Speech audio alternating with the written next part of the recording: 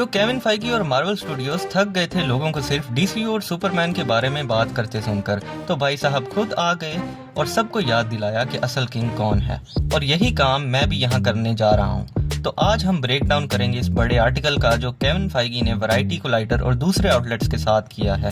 MCU के future के बारे में क्रेजी डिटेल्स मिली हैं, जैसा कि रीबूट होने वाला है एमसीयू, आयरन मैन और कैप्टन अमेरिका रीकास्ट हो रहे हैं, स्पाइडरमैन ब्रांड न्यू डे के बारे में नए ऑफिशियल डिटेल्स, और हत्ता के सोनी ने मार्वल को माइल्स मोरालेस यूज करने से मना कर दिया है।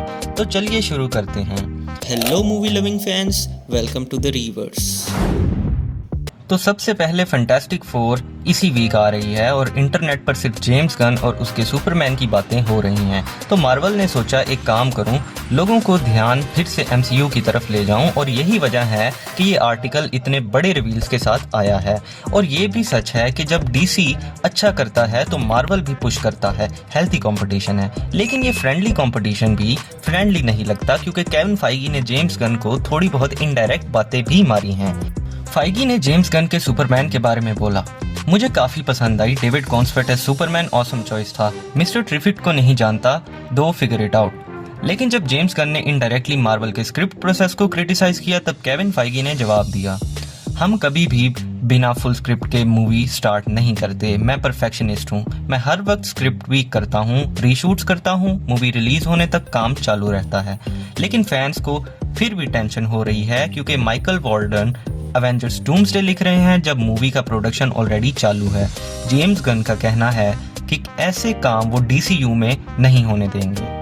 ब्लेड का तो सबको पता है एक नाइटमेयर बन गया है, 2019 में अनाउंस हुआ कॉमिक कॉन पर, लेकिन जब अब जाके फाइगी ने कहा है कि फाइनली एक वर्जन लॉक किया गया है। पहले प्लान था कि ब्लेड का एक पीरियड पीस होगा, आउटफिट्स भी डिजाइन हो गए थे, लेकिन अब फाइनल वर्जन मॉडर्न डे में सेट होगा। Movie most likely secret Wars के बाद ही रिलीज होगी, मतलब अगले 3-4 साल में नहीं आएगी। फाइगी ने कहा कि एमसीयू पोस्ट क्रेडिट सीन्स कभी रिजॉल्व नहीं होंगे, some will never see again, some may be in 17 years like Tim Blake Nelson's, यानी रीसेट के बाद ही ये सब प्लॉट लाइंस गायब हो जाएंगी, क्लीन स्लेट। यंग एवेंजर्स का भी स्टेटस अनक्लियर है। फाइगी ने बोला, potentially Iman Vellani Ms Marvel definitely post reset भी रहेगी, लेकिन अगर ज्यादा देर की तो यंग एवेंजर्स से अंकल एवेंजर्स भी बन जाएंगे।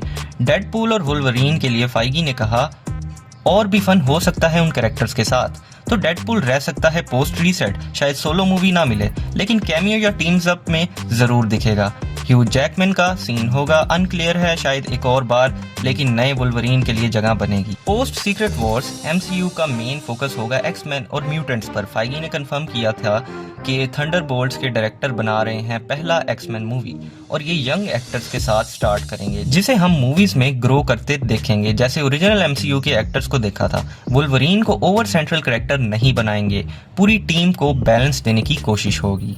एमसीयू का रीबूट और सीक्रेट वॉर्स, ये सबसे बड़ा बॉम्बशेल है। एमसीयू रीसेट होने जा रहा है एवेंजर सीक्रेट वॉर्स के बाद। फाइगी का कहना था, end game was about endings, secret war is about beginnings. Reboot एक स्केरी वर्ड है, लेकिन हम रीसेट का सोच रहे हैं। ये कॉमिक बुक फैंस का पुराना थ्योरी है, सीक्रेट वॉर्स के बाद सॉफ्ट रीबूट होगा, जिसमें नए एक्टर्स, नए टाइमलाइन और कुछ नई चीजें रीसेट हो जाएंगी। टोनी स्टार्क और स्टीव रॉजर्स के नए एक्टर्स आएंगे। फाइगी ने बोला कि जैसे जेम्स बॉन्ड या सुपरमैन को नए एक्टर्स मिलते हैं, वैसे ये भी होना चाहिए। और हाँ, क्रिस हेम्सवर्थ थॉर और टॉम हॉलैंड स्पाइडरमैन जैसे कुछ एक्टर्स रह सकते हैं, लेकिन टोनी और स्टीव जैसे लेगेसी रोल्स रिकास्ट होंगे। फाइगी ने कंफर्म किया, जॉन बर्नथल पनिशर स्पाइडरमैन के साथ होगा, स्ट्रीट लेवल स्टोरी होगी, फाइनली प्रॉपर स्पाइडरमैन देखने को मिलेगा। Director destine Daniel क्रेटन art department में 8-9 साल क्लासिक कॉमिक कवर्स रिक्रिएट कर रहे हैं। ये मूवी नो वे होम के बाद की प्रॉपर सोलो स्टोरी होगी, टोनी स्टार्क से अलग खुद की आइडेंटिटी, स्ट्रीट क्राइम्स और ग्राउंडेड विलेंस। हल्का कुछ कंफर्म नहीं, लेकिन कॉमिक पैनल से इंस्पिरेशन जरूर मिलेगी। Miles Morales not yet. Sony ने अभी तक मार्वल को माइल्स मोरेल्स लाइव एक्शन में यूज करने की परमिशन नहीं दी, जब तक स्पाइडरवर्स ट्रिलॉजी खत्म नहीं होती 2027 के बाद। मार्वल वेट करेगा तो शायद स्पाइडरमैन 6 या उसके बाद की एंट्री हो सकती है। Kevin फाइगीज future. फाइगी के पास अभी 2 साल का कॉन्ट्रैक्ट है, लेकिन वो बोल रहे हैं कि वो 10 से 15 साल और मार्वल के साथ रहना चाहेंगे। बस देखना ये है कि डिज्नी उन्हें रिटेन करता है या नहीं। फाइगी का विजन अभी भी स्ट्रॉन्ग लगता है। तो गाइज, आप लोगों का क्या ख्याल है? किस अपडेट ने आपको सबसे ज्यादा एक्साइटेड किया? स्पाइडरमैन, सीक्रेट वॉर्स, रीबूट या एक्समैन? तो गाइज, आज की वीडियो यहीं तक थी। अगर आपको वीडियो पसंद आई हो और अगर आपको इस तरह का कंटेंट मजीद फ्यूचर में चाहिए हो तो लाइक, शेयर एंड सब्सक्राइब जरूर कर दीजिए और कमेंट सेक्शन में अपने ओपिनियन जरूर बता दीजिएगा। तब तक के लिए बाय बाय।